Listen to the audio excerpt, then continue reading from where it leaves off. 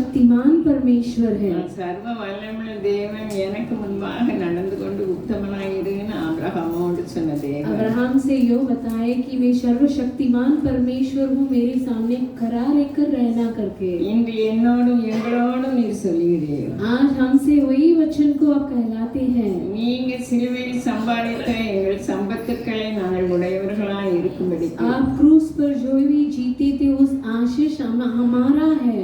வருகைக்கு ஆயத்தமாகும்படிக்கு आगमन के लिए तैयार होने के लिए எங்கள் நடைகளை ஸ்திரப்படுத்துவீராக।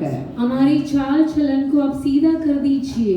இப்பவும் பேசுகிற எங்களை மறைத்து நீங்க பேசுவீராக। अब भी बातें करने वाले हमको छुपा कर आप बातें कीजिए, உங்க வார்த்தைகளால் நிரப்புவீராக। आपके वचनों से भर दे दीजिए। ஆவியானவரே எங்களுக்கு உதவி செய்வீராக। हे आत्मा जी हमें सहायता कर दीजिए। இயேசுவின் இனிய நாமத்தில் கேட்கிறோம் பிதாவே। यीशु के मीठे मधुर नाम से मांगते हैं। உங்கள் யாவருக்கும் இயேசுவின் நாமத்தினால் மீண்டும் வாழ்த்துக்கள்। आप सभी को यीशु मसीह के नाम से फिर से बधाई। எரேமியா 17 அதிகாரம் 7 வசனம்। यिर्मयाह 17 अध्याय 7वां वचन। கர்த்தர் மேல் நம்பிக்கை வைத்து கர்த்தரை தன் நம்பிக்கையாக கொண்டிருக்கிற மனுஷன் பாக்கியவான்। அல்லேலூயா हालेलुया। நம்மள அவர் மேல நம்பிக்கை வைக்கும்படிக்கு தான் அவர் நம்மை தெரிந்து கொண்டிருக்கிறார்। हम परमेश्वर के ऊपर भरोसा रखने के लिए परमेश्वर हमें चुने हैं। கர்த்தர் மேல் நம்பிக்கை வைத்து கர்த்தரை தன் நம்பிக்கையாக கொண்டிருக்கிற மனுஷன் பாக்கியவான்। धन्य है वह पुरुष जो यहोवा पर भरोसा रखता है, जिसने परमेश्वर को अपना आदर माना हो। அவன் என்னைக்கு ஆதாமும் ஏவாளும் கீழ்ப்படியாம போனாங்களோ அன்னைக்கே ஒரு संतति அவர் தேர்ந்தெடுத்தார்। जिस दिन से आदम और हवा परमेश्वर की उल्लंघन किया, तब परमेश्वर एक संतान को उनके लिए अपने लिए चुन लिया है। அந்த சந்ததி யாரு? वो संतान कौन है? ஆபிரகாம் தானே। वो संतान अब्राहम है। அவங்க விக்கிரக வணக்கக்காரங்க। वो मूर्ति पूजक थे। அவங்க அப்பா ரொம்ப இப்போ நிறைய விக்கிரகம் செய்து வைப்பாங்களே அந்த மாதிரி விக்கிரகம் செய்து வைக்கிறாங்க। उनके पिता अभी यहाँ के जमाने में जैसा मूर्ति पूजा करते हैं, मूर्तियाँ करते हैं, वैसा वो भी करते थे। ஒரு நாள் அவங்க அப்பா வெளியே போயிருக்கும்போது அவளுக்கு உடைச்சு போட்டுருவாங்க। एक दिन उसके पिता बाहर निकलते ही सभी को तोड़ फोड़ कर देते हैं। அப்பா சொன்னாங்க இது யார் இப்படி செஞ்சா அப்படி சொல்லி। पिता पूछने लगते हैं कि ये सब कार्य कौन किया कर। ஆபிரகாம் சொன்னாங்க எல்லாரும் ஒருத்தருக்கு ஒருத்தர் சண்டை போட்டுட்டாங்க। अब्राहम ऐसी बताने लगे कि एक दूसरे से झगड़ने लगे और अपने आप को तोड़ दिए। அவங்க அப்பா சொன்னாங்க அது எப்படி சண்டை போடும்? वे कैसे झगड़ेंगे? நீங்க அதை எப்படி கும்பிடுவீங்க? लेकिन आप उसके नमन कैसे करते हैं? அதனால ஆபிரகாம் உண்மையான தெய்வத்தை தேடிட்டே இருந்தாங்க। तब से अब्राहम सच्चा परमेश्वर को ढूंढते रहा। இது தெய்வம் இல்லைன்னு அவங்களுக்கு தெரியும்। ये सो परमेश्वर है नहीं कर वो जानता था। வேத பாடத்தில் நம்ம வாசிச்சது மாதிரி पवित्र शास्त्र पर हम पढ़े थे, ஆபிரகாம் என்பவரை ஆபிரகாம் என்று பெயரை மாத்துதார்। अब्राहम को अब्राहम कर परमेश्वर ने बता அந்த உடன்படிக்கை எனக்கும் உங்களுக்கும் உள்ளது। उस वाचा मेरे लिए और आपके लिए भी है। அது விருத்த சேதனத்தை சொன்னாங்க। वो कतना के बारे में वहाँ लिखा है। மோசே இஸ்ரவேல் கதை சொன்னாங்க। मूसा इजरायलियों के लिए भी वही कार्य बताने लगा। அப்ப அந்த விருத்த சேதனம் இப்ப புதிய ஏற்பாடுல எங்க இருக்குது? उस कतना नए नियम पर कहाँ है?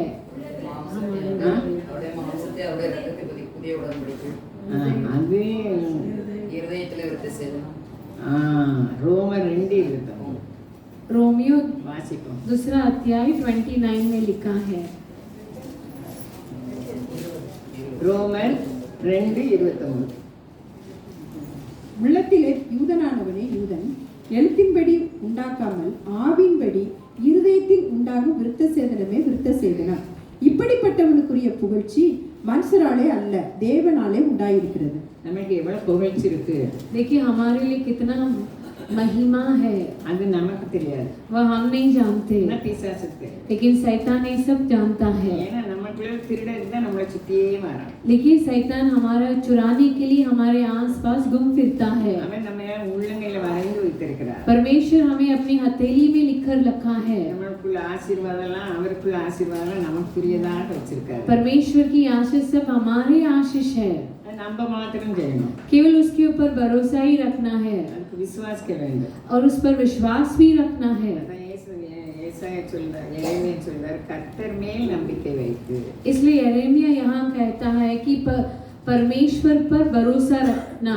கர்த்தரை தன் நம்பிக்கையாக கொண்டிருக்கிற மனுஷன், और जो पुरुष धन्य है जिसने परमेश्वर को अपना आधार माना है। இன்னொன்னு அதுக்கு ஆப்போசிட்டுக்கான அந்த வசனம் இருக்குது. उसके विरुद्धता में भी वचन है। 17 அதிகாரம் 5 வசனம் வாசிப்போம். 17:5 पढ़िए। यिर्मयाह 17 अध्याय 5वां वचन।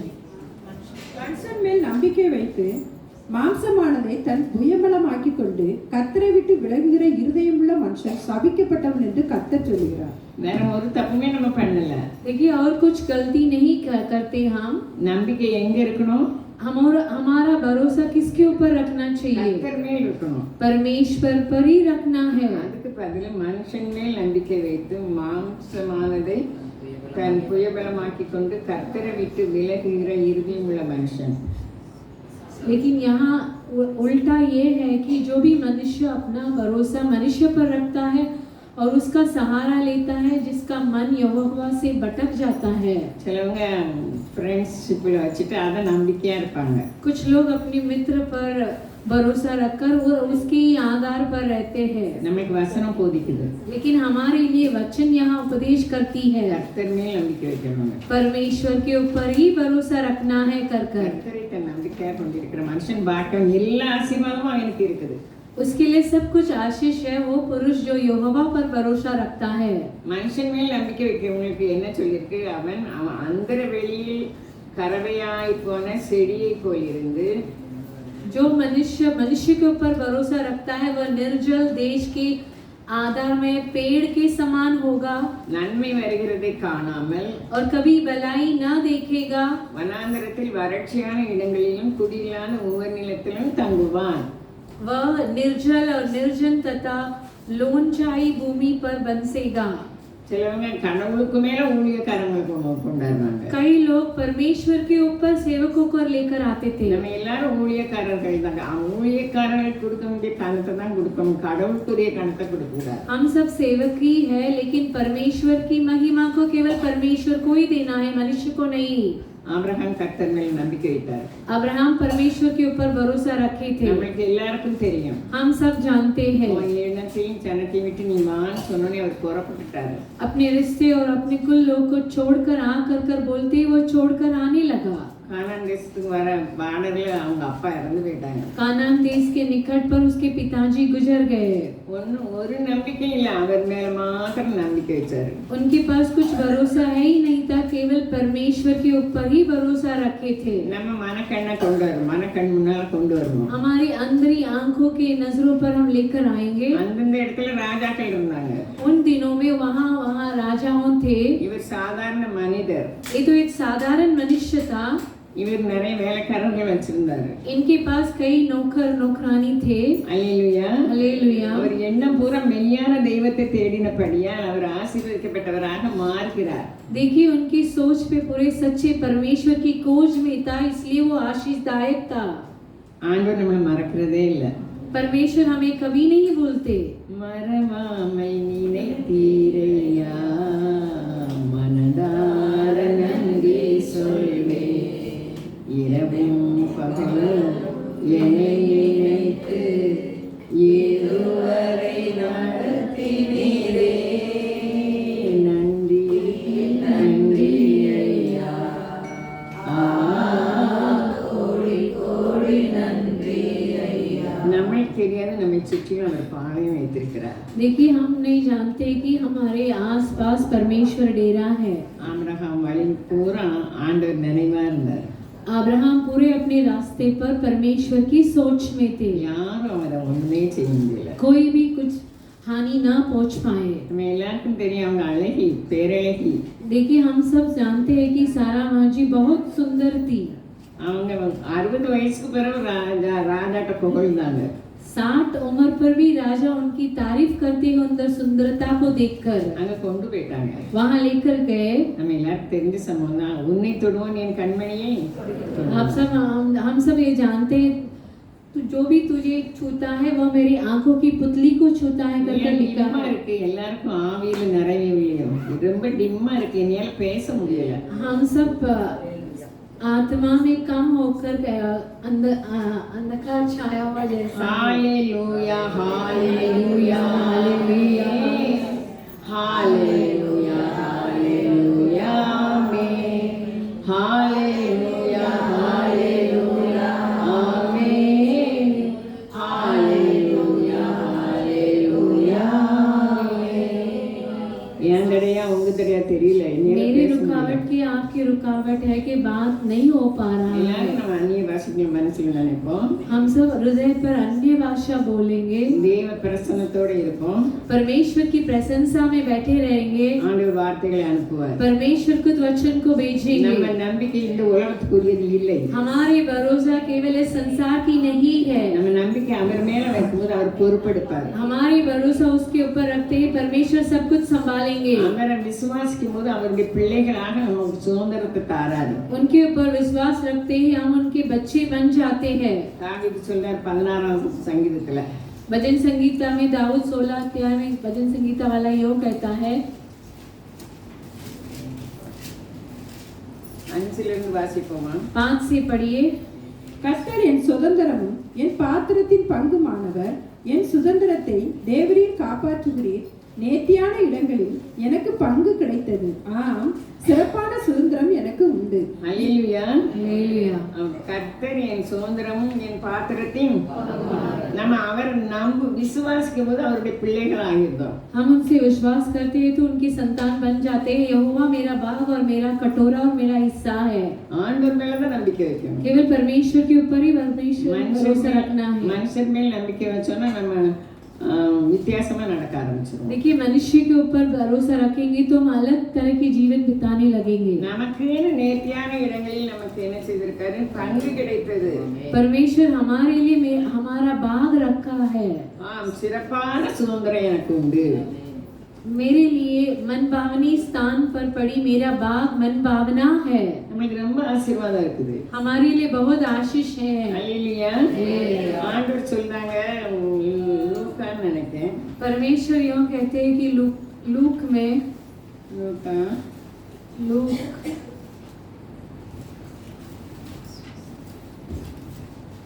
கடைசி அதிகாரம் अंतिम अध्याय எழுதி வச்சுட்டேன்.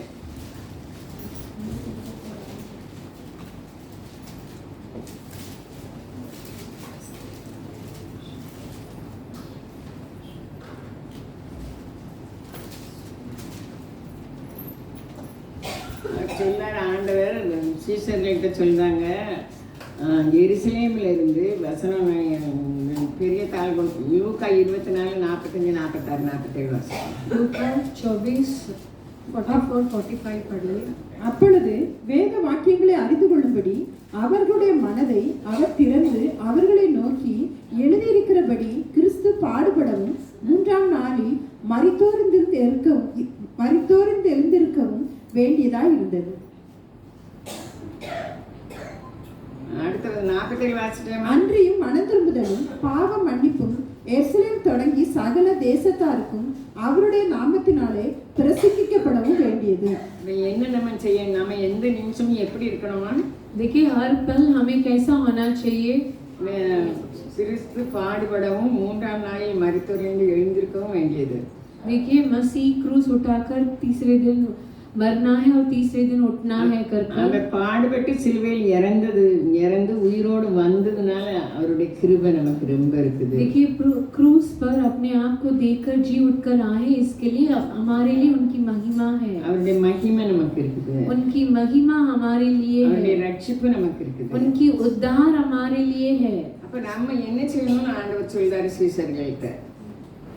मसीह चेलों को क्या करने के लिए कहते हैं? மனம் திரும்புதலும் मन फिरकर பாவ மன்னிப்பும் क्षमा की प्रचार எருசலேம் தொடங்கி சகல தேசத்தாருக்கு அவருடைய நாமத்தினாலே பிரசங்கிக்க வேண்டும். और यरूशलेम से लेकर सब जातियों को ये प्रचार करना है। அப்போ நம்ம வாழ்க்கையில இதை காண்பிக்கணும். देखिए, हमारी जिंदगी को पर भी इसे दिखलाना चाहिए। பாவ மன்னிப்பு எப்ப கிடைக்குது? देखिए, क्षमा कब मिलता है? पापों से क्षमा சொல்லுங்க. மனம் திரும்பினாதான் பாவ மன்னிப்பு. தொடர்ந்து நம்ம மனம் திரும்பிட்டே இருக்கணும். मन फिरते तभी पापों की क्षमा मिलती है। அப்போ ஆண்டவர் சொல்றாங்க, மனம் திரும்புதலும் பாவ மன்னிப்பும் எருசலேம் தொடங்கி परमेश्वर यहाँ कहते हैं कि यरूशलेम से लेकर पापों की क्षमा की प्रचार சகல தேசத்தாருக்கும் सब जातियों को அவருடைய நாமத்தினாலே பிரசங்கிக்கப்படவும் வேண்டும். उनके नाम के द्वारा प्रचार करना चाहिए। இது நம்ம வாழ்க்கையில எப்பவும் இருக்கணும். ये हमारी जिंदगी पर हर पल होना चाहिए। ஒவ்வொரு நிமிஷமும் மனம் திரும்பணும். हर पल हमें, हर मिनट में हमें मन फिरना है। குடும்ப வாழ்க்கையில கணவன் மனைவி பிள்ளைகள்கிட்ட, हमारे परिवार के जीवन पर पति बच्चों के बीच में நம்ம பிள்ளைகள் நம்ம சந்ததி எல்லாம் ரட்சிப்பு உடையவர்களாக இருக்கணும். देखिए हम हमारे बच्चे सभी उदार होना चाहिए। ஒரு மனிதனை தெரிந்து கொண்டதுனால एक मनुष्य को परमेश्वर चुन लिए, इसके लिए எவ்வளவு பெரிய பாதுகாப்பு. देखिए उसके लिए कितना बड़ा सुरक्षित मिला। மனைவி யாரும் தொட முடியல. उनकी पत्नी को कोई भी न छुआ। ஆண்டவர் அழைத்தாரு, ஆனா ரொம்ப பஞ்சம் உண்டாயிருக்கு. देखिए परमेश्वर इन्हें बुलाए थे लेकिन बड़ी आकाल होने लगा, அதனால ஏத்து போனாரு. इसके लिए मिस्र में गए। மனைவி மேல கண் போட்டாங்க. उनकी पत्नी के ऊपर नजर डाले थे। நம்மளை ஒவ்வொரு நாம் உட்கார்றதையும் எழுந்திருக்கிறதையும் அவர் பார்க்காரு. देखिए हमारे उठना और हमारे बैठना परमेश्वर जानते हैं। ஏன்னா ஆண்டவர் சொன்னார், நான் சர்வ வல்லமையுள்ள தேவன். क्योंकि परमेश्वर ऐसे कहे कि मैं सर्वशक्तिमान परमेश्वर हूँ। எனக்கு முன்பாக நடந்து கொண்டு உத்தமனாய், मेरे सामने खड़ा होकर चलना कर நான் நினைக்கிறேன் எதுக்காக இது இப்படி சொன்னார். அவர் உத்தமமா தானே இருந்தாரு. परमेश्वर ऐसे क्यों कहे, लेकिन वो तो धार्मिक ही था। எல்லா மனிதர்களும் மனைவி சொல்ல கேட்காங்க. देखिए सभी मनुष्य अपने पत्नी की बातों पर आ जाते हैं। அப்ப மனைவிகள் தேர்ந்தெடுக்கப்பட்ட ரொம்ப எக்ஸலண்டா இருக்கணும். देखिए पत्नी तो चुना हुआ अच्छी से होना चाहिए। மனைவி நல்லா இல்லைன்னா நல்லது இல்லாத சொல்லி கொடுப்பாங்க. यदि पत्नी अच्छी नहीं है तो बुरी बात को बताकर देती है। இவங்க மனைவி சொன்னது கேட்காதனால 2 அதிகாரத்துல அவர் பேசல, 17ஆம் அதிகாரத்துல பேசுறாரு. देखिए ये अपने अब्राहम अपनी पत्नी की बातों में नहीं आए, इसलिए 2 बार परमेश्वर बातें नहीं की, लेकिन 17वां अध्याय में बातें करने लगते हैं। அவருக்கு 99 வயசுல அவர் பேசுறாரு. 99 उम्र पर परमेश्वर उनसे बातें करते हैं। நான் சர்வ வல்லமையுள்ள தேவன். मैं सर्वशक्तिमान परमेश्वर हूँ। வந்திருக்க சிறு கூட்டமா இருந்தாலும் நம்ம தேவன் எப்படிப்பட்டவர்? सर्व वल्लभुள்ள தேவன். देखिए हम तो छोटे झुंड में है, लेकिन हमारे बीच में परमेश्वर सर्वशक्तिमान है। அவர் நம்பிக்கை அவர் மேல நம்பிக்கை வச்சிருக்கும்போது அது அசையும். देखिए उनके ऊपर भरोसा रखते हैं तो सभी कार्य हिलेगी। அதான் வசனம் சொல்லி பர்வதங்கள் நிலை பெயர்ந்தாலும், पर्वत अपनी जगह से हट जाएगी, மலைகள் விலகினாலும் பர்வதங்கள் நிலை பெயர்ந்தாலும் என் கிருபை உன்னை விட்டு விலகாமலும் என் உடன்படிக்கை மாறாமலும் இருக்கும் என்று உண்மையில் மனதுற पहाड़ भी अपने जगह से हट जाएगी, लेकिन मेरे अनुग्रह और मेरे कृपा तेरे से कभी नहीं हटेगी कर पवित्र शास्त्र में लिखा है। இந்த மாதிரி வார்த்தை தான் போன வார்த்தை யாபேஸ் சொன்னது. இந்த மாதிரி வார்த்தை इस महीना की वाचा हमारे लिए पासवान के द्वारा दिया गया நம்ம है। அவர் மேல எவ்வளவு உறுதியா இருக்கோமோ அந்த உறுதியை அசைக்கிறதுக்கு வரும். देखिए हम परमेश्वर के ऊपर कितना भरोसेमंद है, उतना हमें हिलाने के लिए कार्य आएगी। ஆண்டவர் ஒரு முறை அற்புதம் செஞ்சுட்டு சீசர்களை புறப்படுங்காரு. देखिए एक बार परमेश्वर अद्भुत कार्य कर चेलों को जल्दी जाने के लिए कहते हैं। யோவான் 6ஆம் அதிகாரத்துல இருந்து யோவானா 6 अध्याय में उसके बारे में लिखा है। போறாங்க, वो जाते हैं, அவர் மேல நம்பிக்கை வச்சு தான் போறாங்க. उनके ऊपर भरोसा रखकर ही निकलते हैं, தண்டு வலிக்க முடியல, लेकिन वो नाव को चला नहीं पाते हैं। எதிரா போகவே முடியல. அவங்களுக்கு विरोध में जाने नहीं हो रहा था, இருட்டா வேற இருக்குது. अंधकार छाया हुआ था। அவர் தன்மையில ஜெபம் பண்ணி கொண்டிருந்தவங்க இவங்க படுத கஷ்டத்துல அவரே வந்துட்டாரு. परमेश्वर पहाड़ पर प्रार्थना कर रहे थे, लेकिन इनकी समस्या को देखकर खुद आ गए वहां। நம்ம முடியாதுன்னு சொல்லும்போது அவர் வந்து நிற்பாரு. அது மட்டும் நம்ம விட்டுருவாரு. देखिए परमेश्वर हम जब तक नहीं बोलेंगे कि हमसे नहीं होगा, उतना परमेश्वर हमें छोड़ देते हैं। இவர் தண்ணியில நடக்கிறத பார்த்து அவனுக்கு அழு கத்துதாங்க. परमेश्वर को पानी पर चलते हुए देखकर वो डर कर चिल्लाते हैं, நான் தான் பயப்படாதீங்கன்னு சொல்றேன். मैं ही हूँ कर बोलते हैं और नहीं डरने के लिए कहते हैं। ஆண்டவர் சொன்னார் உலகத்துல உபத்திரம் உண்டு. परमेश्वर ने कहा कि संसार पर तुम्हें क्लेश நான் है, உலகத்தை ஜெயித்தேன். मैं संसार को जीता हूँ। கொள்ளுங்கள்னு சொல்றேன். डांटस बांधो कर कहते हैं। நமக்கு ஜெயம்தான் உண்டு. हमारे लिए केवल जय ही है, நமக்கு தோல்வி கிடையாது. हमारे लिए पराजय नहीं है। ஆபிரகாம் வாழ்க்கையில் நம்ம பார்க்கும்போது அது தோல்வியே கிடையாது. अब्राहम की जिंदगी पर पराजय है ही नहीं था। லோத்தை கொண்டு போனாலும் ஆபிரகாம் போய் சண்டை போட்டு ராஜாக்கள் மத்தியில சண்டை போட்டு ஜெயிச்சிட்டாரு. लूत को और उनके परिवार को लेकर गए, लेकिन अब्राहम राजाओं के बीच में झगड़ कर लेकर आए। நம்ம சின்னவங்களா இருக்கலாம், हम तो छोटे हो सकते நம்ம हैं, சத்துவம் இல்லாதவங்களா இருக்கலாம், हमारे अंदर बल नहीं है, ஆனா நம்ம கூட இருக்குது தேவன். हमारे अंदर अधिकार नहीं है, लेकिन हमारे अंदर परमेश्वर निवास है। ஆச்சரியப்படும். संसार आश्चर्यचंबित நமக்கு होगा। நடக்கும் சம்பவங்களை பார்த்து நம்மை சூழ்ந்திருக்கிறவர்கள் ஆச்சரியப்படுவார்கள். हमारी समस्या को देखकर आजू बाजू के लोग अचंभित होंगे। இப்ப சண்டை நடந்துட்டு இருக்கு நமக்கு. देखिए हमारे अंदर युद्ध हो रही है, இஸ்ரவேலுக்கு ஐக்கிய हमारे अंदर नहीं, लेकिन इजराइल और यूनाइटेड नेशंस के बीच में। ஆண்டவர் அன்னைக்கே ஆபிரகாமுக்கு கையடிச்சிட்டாரு.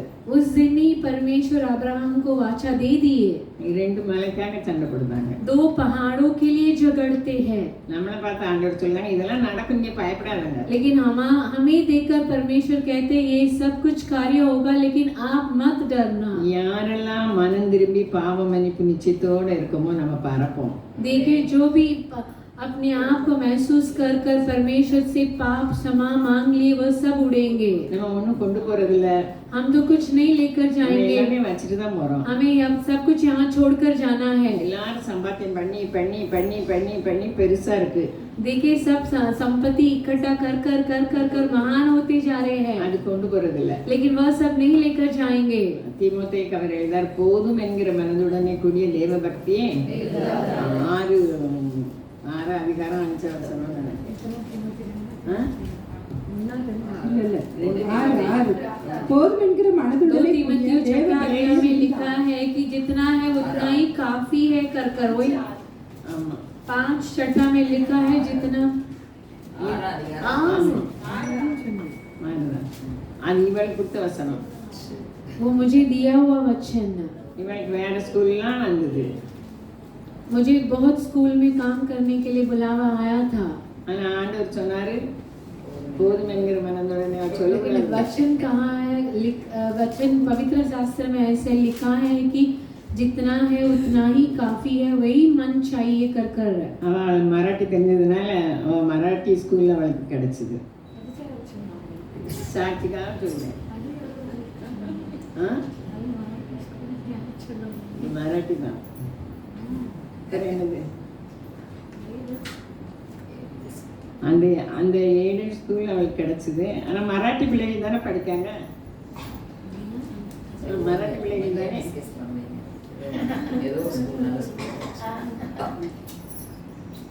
மராட்டி பிள்ளைகள்னு நீ சொன்ன ஞாபகம் எனக்கு இருந்தது. அந்த ஸ்கூலில் அவளுக்கு இடம் கிடச்சிது. போனோடனே சைன் பண்ணி எடுக்க சொல்லிட்டாங்க. நான் வந்தோடனே ஆண்டவர் வெளிப்பாடு கொடுத்துட்டாரு. दावाई से जो दूर जाने के लिए बुलावे आया था, लेकिन परमेश्वर की वचन ऐसा कहती है कि जितना काफी है वही उसी में मन लगाकर रहो कर कर। அவர் வெளிப்பாடு தருகிற தேவனாக वो இருக்கிறார். प्रकटीकरण देने वाला परमेश्वर है। போதும் என்கிற மனதுடனே கூடிய बस काफी है कर कर मन होना। நம்ம ரொம்ப செழிப்பு நம்மளுக்கு தருவாரு. परमेश्वर हमारे लिए बहुत भरपूरी से அது देंगे, நம்மை தேடி வரும். वो हमें ढूंढ कर आती நம்ம है, தேடி போக வேண்டியதில்லை. हमें उसे ढूंढ कर नहीं जाना நம்ம चाहिए, நம்பிக்கை அவர் மேல இருக்கும். लेकिन हमारा भरोसा परमेश्वर के ऊपर होना चाहिए। நம்ம எங்க உள்ள பட்டணம்? हम किस कहाँ के शहर हैं? பட்டணம். ஏன்? पहाड़ों पर रहने वाली शहर है, அஸ்திபாரம் கண்மலை மேல இருக்குது. क्योंकि हमारी नींव चट्टान पर है। மணல் மேல இருக்கவங்களுக்கும் ஒரே பிரச்சனை தான், கண்மலை மேல இருக்கவங்களுக்கும் ஒரே பிரச்சனை தான். रेगिस्तान पर है उस पर भी उनकी भी समस्या, और जो भी चट्टान पर है एक ही समस्या होती है। புயல் வருது, तूफान आती है, காற்று வருது, आंधी आती है, வெள்ளம் வருது, बाढ़ आती है, கரை புரண்டு போகுது. और वो बाढ़ उसे लेकर जाती है। ஆனா கர்த்தர் மேல நம்பிக்கை வச்சு கண்மலையில வீடு கட்டினது அசையவே இல்லை. लेकिन जो भी अपना भरोसा परमेश्वर के ऊपर रखकर चट्टान पर बांधा है वो नहीं हिला। இதை மறக்க கூடாது. इसे नहीं भूलना நம்ம चाहिए। மனிதர்கள் நமக்கு விரோதமா சொல்லும்போது அவங்களை மனப்பூர்வமா மன்னிக்கணும். मनुष्य हमारी विरोधता में जो भी बोलते हैं उन्हें पूरे मन से क्षमा करना ஏன்னா चाहिए, ஆண்டவரிடம் நமக்கு ஆசீர்வாதம் இருக்குது. लेकिन हमारी आशीष परमेश्वर के ओर से है। நம்ம எங்க இருக்கோமோ அங்க ஒரு வெளிச்சம் இருக்குது. हम जहाँ कहाँ भी है वहाँ एक उजियाला है। நம்ம எங்க இருக்கோமோ அங்க ஒரு செழுமை இருக்குது. हम जहाँ है वहाँ हरियाली है। அப்ப ஏன் நம்ம கவலைப்படணும்? फिर हमें क्यों चिंता நம்ம उठाना நினைவா चाहिए? இருக்காது. हमारी सोच में है நம்ம परमेश्वर। கண்மலையில நம்ம அஸ்திபாரம் இருக்கணும். देखिए हमारी नींव पर चट्टान पर होना चाहिए। அப்ப கண்மலையில அஸ்திபாரம் இருக்கவங்க எப்படிப்பட்டவங்களா இருக்கணும்? जिसकी नींव चट्टान पर वो कैसा होना चाहिए? ஆண்டவர் சொன்னார்ல, கர்த்தாவே கர்த்தாவேன்னு சொன்னா நான் என்ன செய்ய மாட்டேன்? கேட்க மாட்டேன். जो भी ए प्रभु प्रभु कर कहता है उसे नहीं सुनूंगा। என் சொன்னதை நீங்க கேட்டீங்கன்னா, जो भी मेरी बातों को मानता है என் வசனத்தின்படி நீங்க நடந்தீங்கன்னா, और जो भी मेरे वचनों के अनुसार चलता है கண்மலை மேல் நீங்க வீடு கட்டியிருப்பீங்க. वो चट्टान पर अपना घर को बांध रखा है। நம்ம எல்லாரும் கண்மலை மேல வீடு கட்டியிருக்கோம். हम सब चट्टान पर अपना घर बांधे हैं। நம்ம இடது வலதுபுறம் சாயக்கூடாது. हमें दाएं और बाएं पर नहीं जाना है। சாலமோன் நன்றாக சொல்கிறார், सुलेमान अच्छा से कहते हैं, எல்லா காவலோடு உன் இருதயத்தை காத்துக்கொள். सभी सुरक्षा से अपने हृदय को सुरक्षित रखना, அதனிடத்திலிருந்து ஜீவ ஊற்று புறப்படும். क्योंकि वहां से जीवन की सोता निकलती है। அது உயிருள்ள ஊற்று, वो जीवित सोता है, அது ஜீவ ஊற்று. वो जीवन की सोता है। நம்ம மன்னிக்காத சுவாமம் இருக்கவே கூடாது. हमारे अंदर क्षमा न करने वाली स्वभाव नहीं होना चाहिए। உடைந்த உறவு இருக்கவே கூடாது. टूटे हुआ रिश्ता नहीं होना चाहिए। நம்ம வருகைக்கு ஆயத்தமாகிறோம். हम तो आगमन में तैयार हो रहे हैं। நமக்காக அவர் சுசேஷத்தை வச்சிருக்காரு. हमारे लिए परमेश्वर सुसमाचार को रख छोड़े हैं। 2 கொரிந்தியர் 4:4 எப்படி சொல்லுது?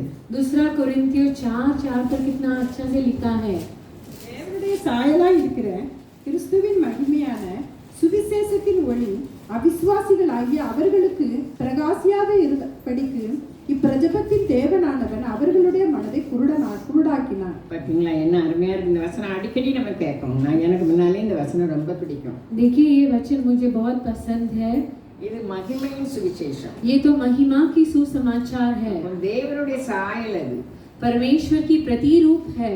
இப்போ நம்ம சாதாரண மனிதர்கள், देखिए हम एक साधारण मनुष्य है। நமக்கு எவ்வளவு பெரிய ஆசீர்வாதம் இருக்கு. देखिए हमारे लिए कितना आशीष है, இந்த அசட்டே நம்ம இருக்க கூடாது. लेकिन इसे हम तुच्छ नहीं लेना चाहिए, सावधान से रहना चाहिए। தேவனுடைய சாயலாய் இருக்கிற கிறிஸ்துவின் மகிமையான சுவிசேஷத்தின் ஒளி, देखिए परमेश्वर की प्रतिरूप है उसके तेजोमय सुसमाचार, அவிசுவாசிகளாகி அவர்களுக்கு பிரகாசமாய் இராதபடிக்கு और उन अविश्वासियों के लिए जिनकी बुद्धि न प्रकाशित होकर பிரபஞ்சத்தின் தேவனானவர் அவருடைய மனக்கண்களை குருடாக்குதாங்க. इस संसार की ईश्वर ने उन्हें अंधी कर दिया है। நம்ம சுற்றிலும் யாரெல்லாம் ஆண்டவரோட நம்பிக்கை வச்சு நடக்கமோ நம்ம சுற்றிலும் அவன் வந்துட்டே இருப்பான். देखिए जो भी परमेश्वर के ऊपर भरोसा रखते हैं शैतान उनके आसपास आते रहता है, எதுல விழுத்தக்கலாம். किसी ने टोकर खाओ कर कर। நமக்கு எவ்வளவு பெரிய மகிமையின் சுவிசேஷம். தேவனுடைய சாயல் அது. देखिए परमेश्वर की प्रतिरूप और उसके तेजोमय सुसमाचार हमारे लिए है। முதல் பிரசங்க ஆண்டவர் என்ன சொன்னாரு? पहले प्रचार परमेश्वर किसके बारे में कहते हैं? மனம் திரும்புங்க. मन फिरावट के बारे में। தேவனுடைய ராஜ்யம் சமீபமா परमेश्वर की राज्य निकट है कर कर। ஒருவர் கேட்காரு, एक व्यक्ति ऐसे पूछते हैं, தேவராஜ்யத்தை பற்றி கேட்காரு. परमेश्वर के राज्य के बारे में पूछते हैं। ஆண்டவர் சொல்றாரு, தேவராஜ்யம் அங்கேயும் இங்கேயும் இல்ல, परमेश्वर की राज्य यहाँ वहाँ नहीं है, அது உங்களுக்குள்ளதான் இருக்கு. वो तुम्हारे बीच में है। அப்ப நம்ம எவ்வளவு விசேஷித்தவர்கள். देखिए हम कितने विशेष लोग हैं। தேவனுடைய ராஜ்யம் நமக்குள்ள இருக்கு. परमेश्वर के राज हमारे भीतर அவர் है, சமூகம் நமக்குள்ள இருக்கு. उनके सम्मुख हमारे बीच में है। நம்ம எவ்வளவு ஜாக்கிரதையா இருக்கணும். देखिए हम कितनी सावधानी से रहना चाहिए। அல்லேலூயா. ஒருவர் சொல்றாரு, நாவையும் एक व्यक्ति ऐसे कहते हैं अपनी जीभ को கண்ணையும் காக்கணுமா. और अपनी आंखों को संभालना है। அல்லேலூயா. हालेलुया। லோத் என்ன பண்ணாரு? பச்சையான இருக்கிற இடத்தை பார்த்து பார்த்தாரு. लोग क्या किए थे? हरे भरे स्थान को देखने लगे। அதே மாதிரி அப்போஸ்தலர் 20:24 வாசிப்போம். प्रेरितों 20:24 को देखेंगे। ஆகிலும் அவைகளில் ஒன்றை குறித்து கவலைப்படேன், என் பிராணனையும் நான் அருமையாக எண்ணேன், என் ஓட்டத்தை சந்தோஷத்தோட முடிக்கவும் தேவனுடைய கிருபையின் சுவிசேஷத்தை பிரசங்கம் பண்ணும்படிக்கு நான் கர்த்தராகிய கிறிஸ்துவிடத்தில் பெற்ற ஊழியத்தை நிறைவேற்றவுமே விரும்புகிறேன். அல்லேலூயா. हालेलुया। அது 20:24 எங்க இருக்கு? தேவனுடைய ராஜ்யத்தை குறித்து பிரசங்கம் பண்ணினாங்க.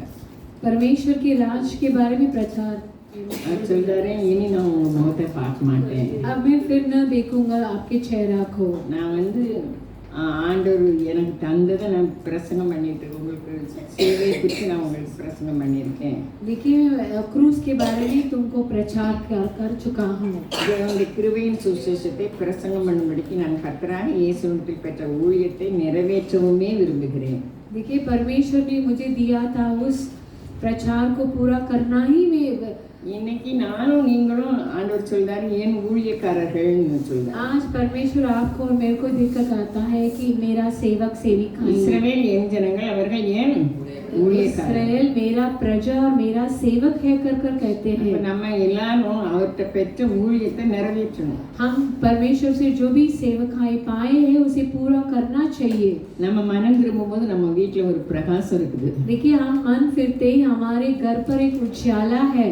நம்ம மனம் திரும்பாம இருக்கும்போது அங்கே இருள் இருக்குது. यदि हम नहीं मन फिरेंगे तो वहाँ अंधकार है. பேதுரு சொல்றாரு, நம்ம எதுக்கு அழைச்சாராம்? देखिए पत्रस ऐसे कहते हैं कि परमेश्वर हमें क्यों बुलाए. 2 பேதுரு 2:5-9 வாசிப்போம். दूसरा पत्रस 2:5 और 9 पढ़िए.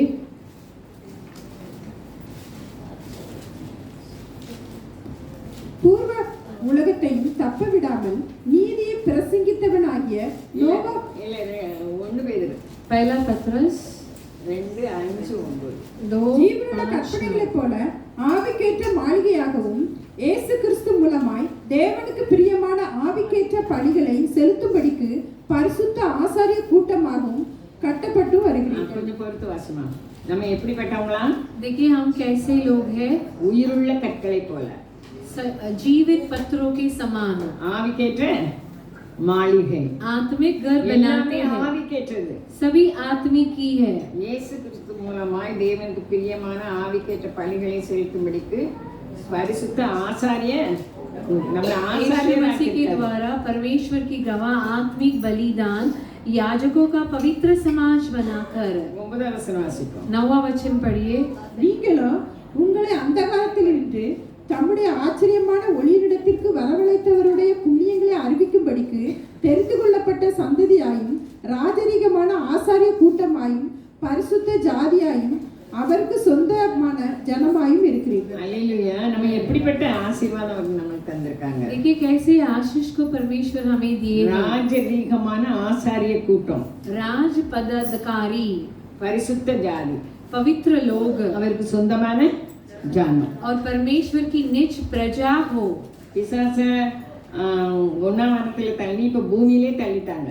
देखिए शैतान को पहले आसमान को डकलाकर और पृथ्वी पर भी हमें डकला दिए. மனிதர்கள் மேல தேவன் ரொம்ப அன்பு கூறுதாரு. मनुष्य के ऊपर परमेश्वर बहुत प्रेम जताते हैं. ஆனா அவனுக்கு அவன் கூட ஆள் சேர்க்க நம்மளை பிடிச்சு கொண்டு போக பார்க்கலாம். उनके लिए प्रजा इकट्ठा करने के लिए मनुष्य को वो लेकर जाता है. அதான் வேதம் சொல்லுது நல்ல போராட்டம். इसके लिए पवित्र शास्त्र कहती है कि अच्छी कुश्ती போராட்டம் இருக்குது. हमारे लिए कुश्ती है. 2 ராஜ்யம், தேவராஜ்யம், பிசாசின் ராஜ்யம். 2 राज्य है, परमेश्वर की राज्य और शैतान की राज्य. தேவ ராஜ்யத்தை பற்றி நம்ம தேவனுடைய ராஜ்யத்தை பற்றி பிரசங்கிக்கும்படி ஆண்டவர் சொல்லி கொடுக்காங்க. परमेश्वर की राज्य के बारे में प्रचार करने के लिए परमेश्वर हमें सिखा कर देते हैं. ஆபிரகாம் இதை முன்னமே அறிஞ்சிருந்தாரு. अब्राहम इसे पहले ही जानता था. அவர் பில்டிங் கட்டவே இல்லை. वो घर इमारत नहीं बांधते थे. இன்னொரு நாடு இருக்குது, दूसरा देश है कर कर அந்த நாட்டுக்காக அவர் பிரயாசப்படுறார். उस देश के लिए वो प्रयास करता था. அல்லேலூயா. ஏன்னா ஆபிரகாம் கூட பேசுகிறார் ஆண்டவர். क्यों परमेश्वर क्योंकि अब्राहम से परमेश्वर बातें करते हैं, நம்ம கூடயும் பேசுவோம். हमसे भी बातें करते हैं. நான் ஜெபமணி முடிச்ச உடனே प्रार्थना खत्म करते ही டயர்ட் ஆயிட்டேன். थक गई. அதோடனே நான் என்னென்ன ஜெபம் காலையில் பண்ணுவேனோ அதெல்லாம் பண்ணிட்டு படுத்துட்டு நீங்கள் என்ன பேசுறீங்க அப்படின்னு என்கிட்ட என்ன பேச போறீங்கன்னு நான் கேட்டேன். मैं परमेश्वर से ऐसे पूछने लगी कि आप मुझसे क्या बताने वाले. सुबह की प्रार्थना पूरा करने के बाद मैं परमेश्वर से पूछने लगी. ஏன்னா 5:30க்கு நான் எந்திரிச்சேன். क्योंकि मैं 5:30 बजे उठ चुकी. 5:30க்கு நான் ஜெபத்துக்கு உட்கார்ந்துட்டேன்னு நினைக்கிறேன். केवल लगभग 5:30 बजे प्रार्थना करने के ஒரு लिए மணி நேரம் அதுவரை தூங்கியிருக்கேன். அந்த 1 மணி நேரம் முடியும் போது எனக்கு ஒரு இது காமிக்கிறாண்டவர். उसके बाद 1 घंटा में सोई थी. उसके बाद परमेश्वर मुझे दिखाने लगे. ஒரு பிள்ளை தெரியுது. एक लड़की की रूप दिखती है, தரையில உட்கார்ந்து இருக்குதா? वह जमीन पर बैठी है சொல்ல எனக்கு அரை மணி நேரம் ஜெபம் பண்ணுங்க. और वो ऐसे ही बताने लगे कि मेरे लिए आधा घंटा प्रार्थना அவன் करो। சொன்னா யார் சொல்றா? वो कौन है? ஆண்டவர் சொல்றாங்க. वह नहीं, लेकिन परमेश्वर हमेशा उसके नहीं लिए जो- प्रार्थना करने के लिए बताते हैं। அல்லேலூயா. हालेलुया। தரையில எல்லாம் உட்கார்ந்துட்டு இருக்கா. लेकिन वो जमीन पर बैठी है, அவன் எழும்ப பிரயாசப்படுதா. वो उठने के लिए प्रयास कर रही அவன் थी। எழும்புறதுக்கு நான் ஜெபம் பண்ணேன். उसे उठने के लिए मुझे प्रार्थना करना நான் है। உடனே அரை மணி நேரம் ஜெபம் பண்ண ஆரம்பிச்சேன். मैं तुरंत उसके लिए आधा घंटा प्रार्थना करने लगी। நான் தெய்வ சத்தத்தும் பிள்ளைகளுடைய சேட்டைகள்லையும் இதுலலாம் நம்ம கவனம் செலுத்தினா தெய்வ சத்தத்தை பார்க்கவே முடியாது.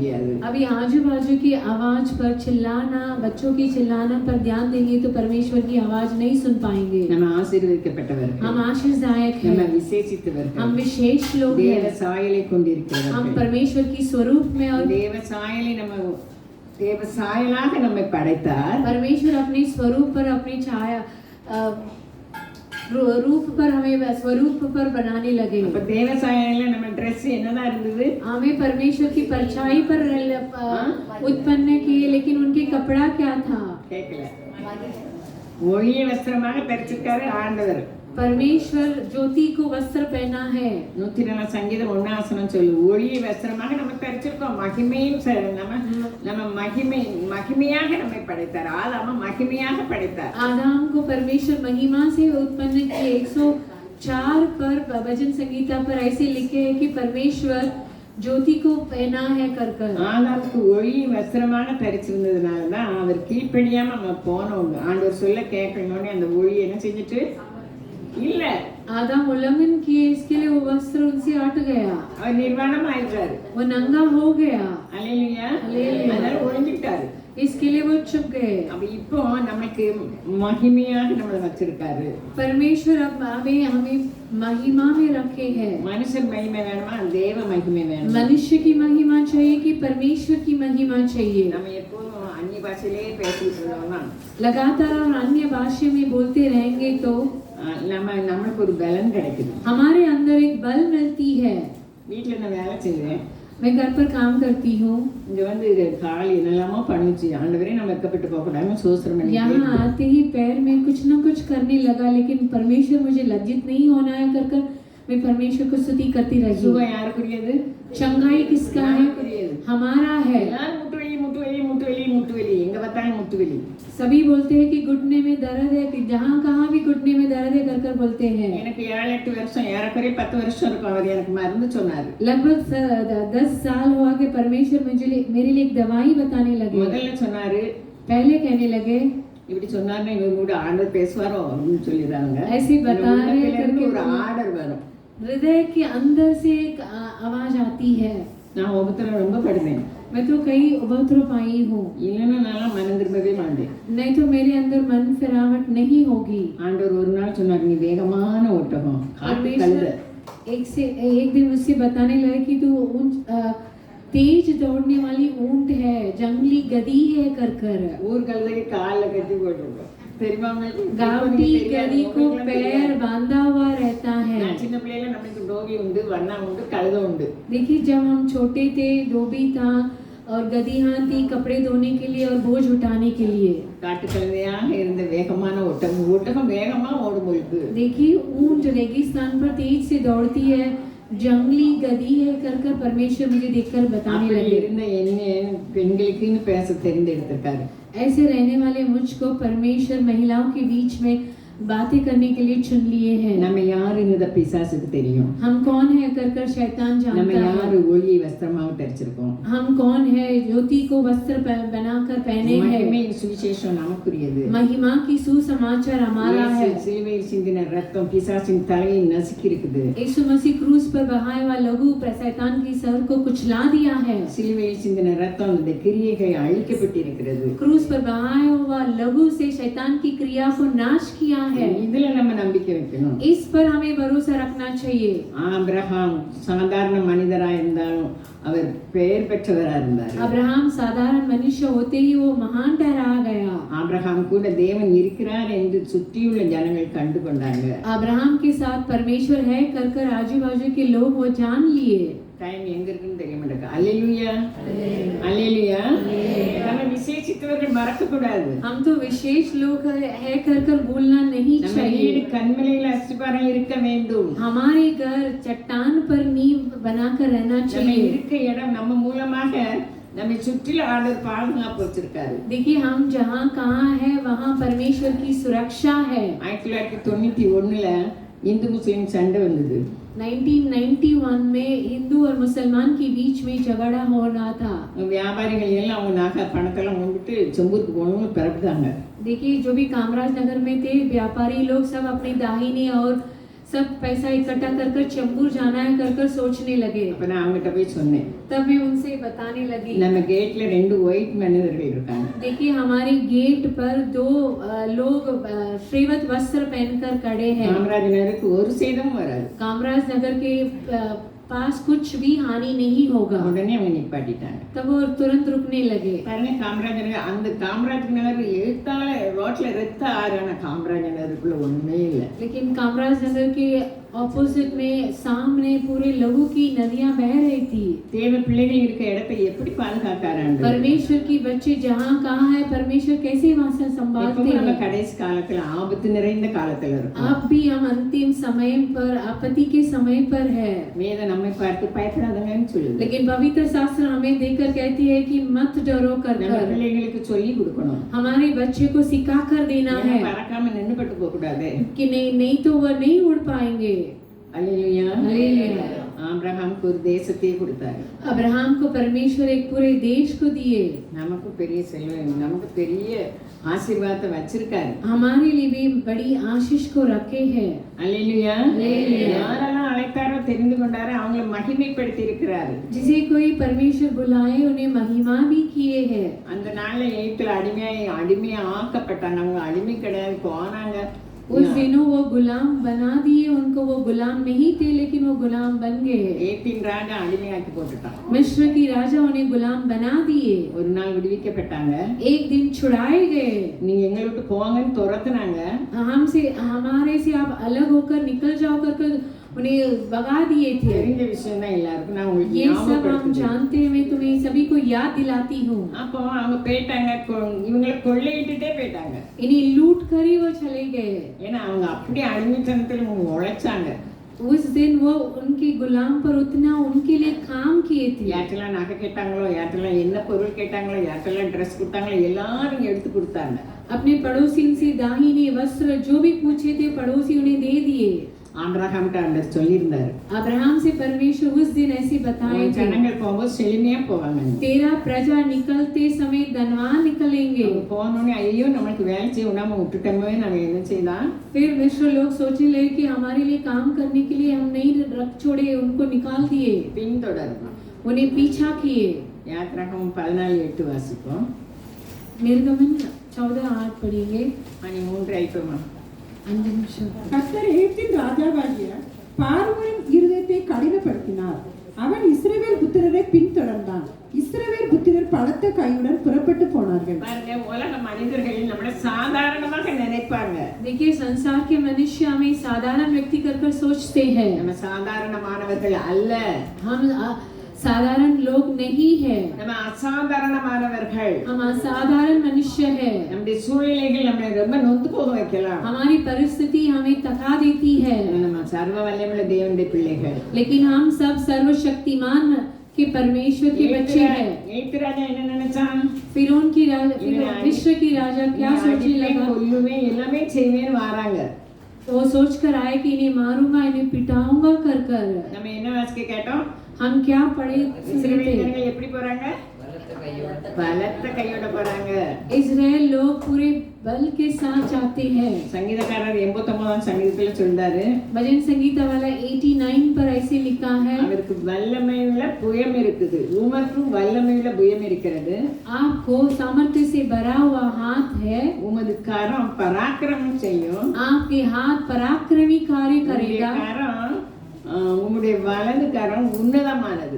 आपके दाहिने हाथ महान है।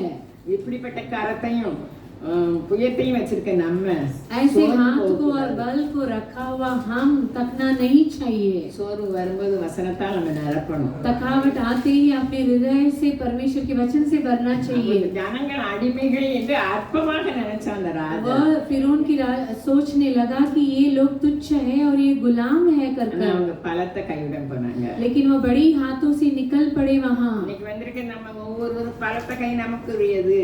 आज आए हुए सभी के लिए महान परमेश्वर की हाथ हमारा है। உலக மனிதர்கள் நம்ம யாருன்னு தெரியாது. संसार की लोग नहीं जानते हैं कि हम कौन है कर, ஆனா பிசாசுக்கு தெரியும். लेकिन शैतान जानता है நமக்கு பலத்த கை இருக்கிறது. हमारे लिए एक महान भुज बल है, வல்லமையில புயம் இருக்குது.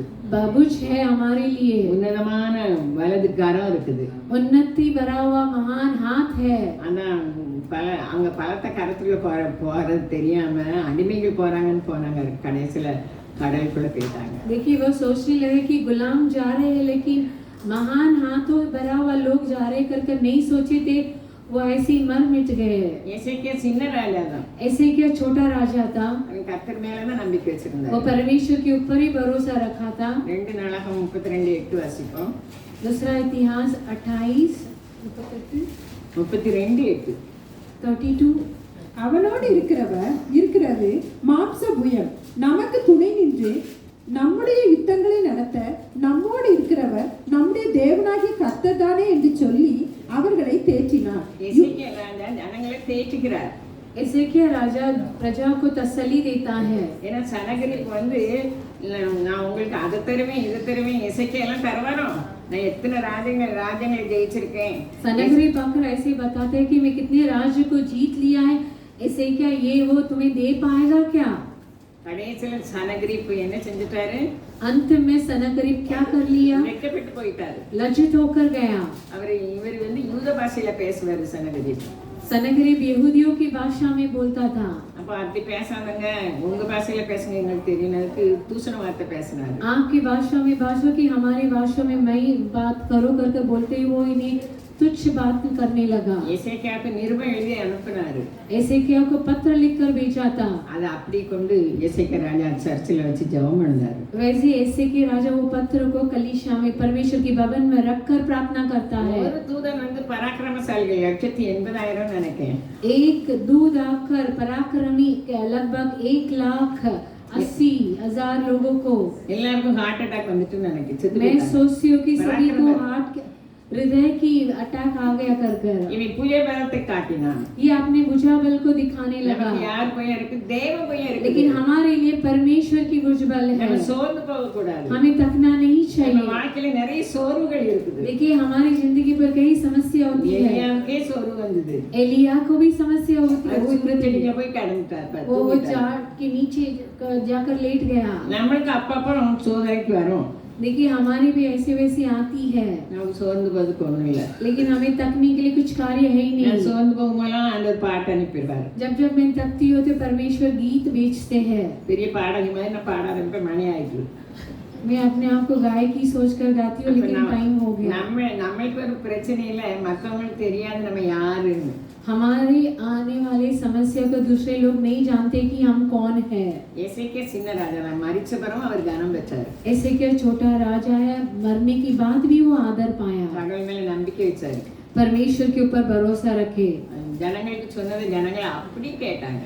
जो भी बातें प्रजा को बताते हैं प्रजा वैसे ही सुनने लगे। நம்ம பிள்ளைகளையோ நம்மளுக்குள்ள காரியங்களையோ நம்மளுக்கு வச்சிருக்க சம்பத்துகளையோ நம்ம நம்பிக்கை வைக்காம, देखिए हमारे बच्चे के ऊपर उनके कामों पर उनके संपत्ति पर भरोसा न रखते हुए, பிள்ளைகள் மேல நம்பிக்கை வச்சா நம்ம மேல அன்பா இருக்கவே மாட்டாங்க.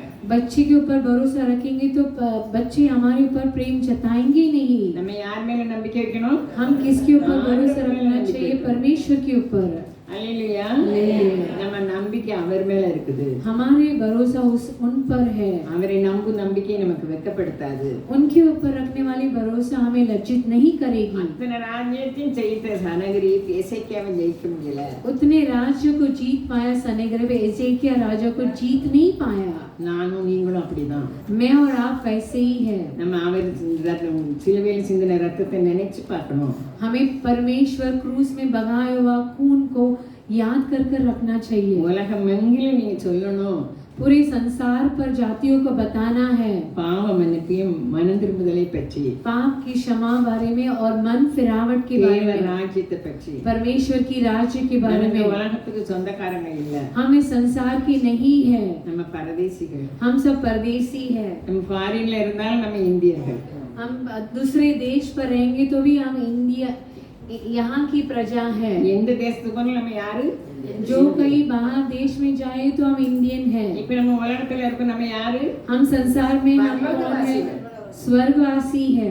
இந்த உலகம் நமக்கு சொந்தம் அல்ல. इस संसार हमारे लिए नहीं है। 60-70 வருஷத்துக்கு கொஞ்சம் இடத்துக்காக சண்டை.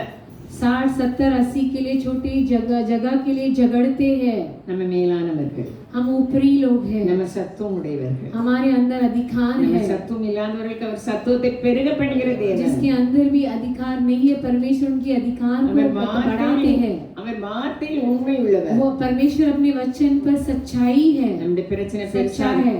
நம்ம பிரச்சனை பெருசா இருக்கலாம். यदि हमारी समस्या महान हो सकती है। நம்மனால ஜெப கூட்டம் ரயில்வே குவார்ட்டர்ஸ்ல நடத்தினேன்.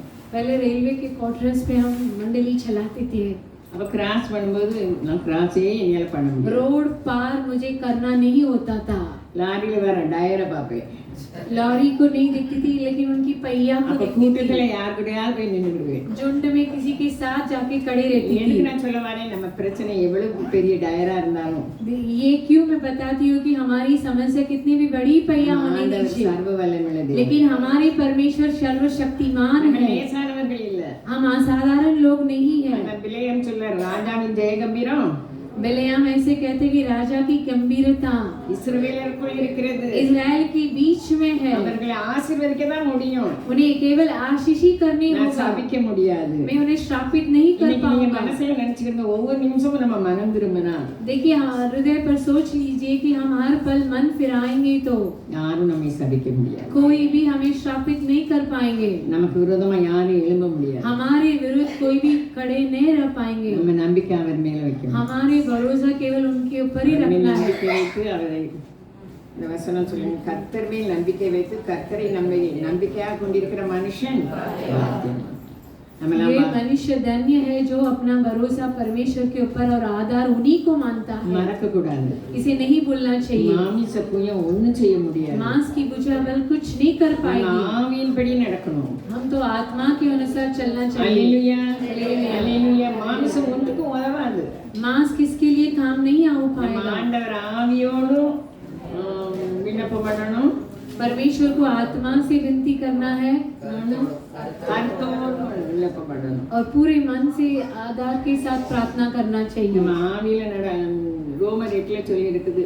रोमियो 8 पर लिखा है, 8ஆம் அதிகாரம் 6ஆம் வசனம். रोमियो 8:6 करके सोचती हूँ। மாம்ச சிந்தை மரணம், ஆவின் சிந்தையோ ஜீவனும் சமாதானமும்। எவ்வளவு பாக்கியம் இருக்குது, நமக்கு வார்த்தை, உலகத்துக்கு கிடைக்காத வார்த்தை நமக்கு கிடைச்சிருக்கு. संसार लोगों के लिए न मिलने वाली वचन हमारे लिए मिला है।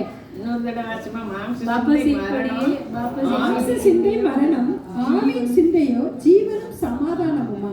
रोमियो 8:6 ऐसा लिखा है कि நமக்கு ஆரோக்கியம் நமக்குரியது. शरीर पर मन लगाना तो मृत्यु है, परंतु आत्मा पर मन लगाना जीवन और शांति है। ரெண்டு காலம் பிரஷர் இருக்கிறதுனால சிந்தனை எங்கெல்லாமோ போச்சு. बीपी है, इसके लिए मेरी सोच कहाँ वहाँ चली गई, पैरों में इतना दर्द आना लगा। எனக்கெல்லாம் தெரியாது. मैं नहीं जानती हूँ, நான் உங்க சமூகத்துக்கு வந்திருக்கேன். मैं आपके चरणों पर आई हूँ, वो सबूत सुबह पर आई यहाँ हूँ। गए थे। आपकी चंगाई मेरी நான் है। இப்படியே சொல்றேன். मैं ऐसे ही कबूल करने लगी। என்னால 90 ஃபீட்ல எல்லாம் பெரிய பெரிய தொங்கு தோட்டம் இருக்கும். देखिए 90 फीट रोड में मालाएं बहुत ऊपर ऊपर सीधी सीढ़ी रहती थी। ஒவ்வொரு இடத்துக்கும் நடந்து போவேன். அதுல मैं तो उस पर चढ़कर जाती थी। அதுல எவ்வளவு பலன் கிடைச்சிருக்கு. देखिए उसमें बहुत बल मिला था। கடைசியில எனக்கு முடியாது. अंत में मुझसे नहीं होगा। அப்ப என் என்பலனாகிய கர்த்தாவையும் சொல்லு. ये मेरे बल परमेश्वर, அந்த வார்த்தைக்கு எவ்வளவு வல்லமை இருக்கு. उस वचन के लिए कितना सामर्थ्य है। வீட்லயும் அதே மாதிரிதான். घर पर भी वैसे ही बोलती हूँ। வீட்டுல வேலைக்காரி இருந்தாலும் நான் செய்ய வேண்டியது செய்யணும். घर पर सहायता करने के लिए है, लेकिन मुझे भी अपना काम कुछ நான் करना ராத்திரியே पड़ता है। ஜெபம் பண்ணுவேன். मैं रात को ही प्रार्थना நான் करती உயிரோடு थी। இருக்குங்கடி எனக்குரிய வேலையை நான் செய்யணும். जब तक जीवित हूँ मेरे काम मुझे करना होगा परमेश्वर। எங்க வீட்டுக்காரங்க ஏசுவாங்க, இவன் எந்நேரம் மிஷினை எடுத்து போட்டுறணும். मेरे पति जी चिल्लाते किसी तो लगातार वॉशिंग मशीन हर दिन डालना है நான் कपड़ा। ஒண்ணுமே சொல்ல மாட்டேன். मैं कुछ नहीं बोलती हूँ, அல்லேலூயா சொல்லுவேன். बोलती हूँ। அது முன்னால கொஞ்சம் சொல்லுவேன். पहले कुछ बोलती थी। ஏன்னா ஆவின் கனியில நீடிய आत्मा के फल யாருக்கு में அதிகாரம் பண்ண முடியாது, கடவுளுக்கு தானே அதிகாரம் பண்ண முடியும். धीरज, केवल अपने पति जी के साथ हम பிள்ளைகளுக்கு அதிகாரம் பண்ண முடியாது. अधिकार जता सकते हैं, बच्चों के बीच में अधिकार न जता அந்த पाएंगे। நீடிய பொறுமை காத்துல கேட்டுட்டு இருக்கோம். धीरज कान में गूंजती है। நீடிய பொறுமை. धीरज, அல்லேலூயா. हालेलुया।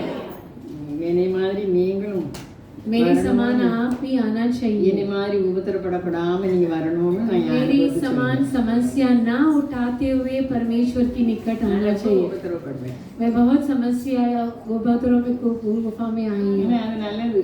वो अच्छी है। எனக்கு பெரிய இடம் இருக்குன்னு விசுவாசிக்கேன். मेरे लिए बड़ी जगह है स्वर्ग पर, मैं विश्वास करती हूँ। அல்லேலூயா. நான் கொஞ்சம் கண்டிருக்கேன். मैं कुछ देखी हूँ। எங்க சித்தப்பாங்க சொல்லுங்க, அது மேல இருக்கா. मेरे चाचा वहाँ ऊपर है। உத்தமி வந்துட்டா, லேட்டா வந்திருக்கா. उत्तमी आई है लेकिन देरी से आई है कर कर। ஏன் லேட்டா வரேன், இன்னும் பூர்ணமாகலன்னு எனக்கு. क्यों देरी से जा रहे हो, अब तक पूर्ण नहीं हो कर कर। ஆவி உலகம் நமக்குள்ள இருக்குது. आत्मा की राज्य हमारे अंदर, हमारे आस पास அதை है, காண வேண்டும். उसे देखना चाहिए। நமக்குரிய உரிமையை காண வேண்டும். हमारी हक को हमें देखना நமக்குரிய चाहिए, திட்டத்தை காண வேண்டும். हमारी योजना को हमें देखना चाहिए। சொல்லும்போது அவர் பேசுவார்.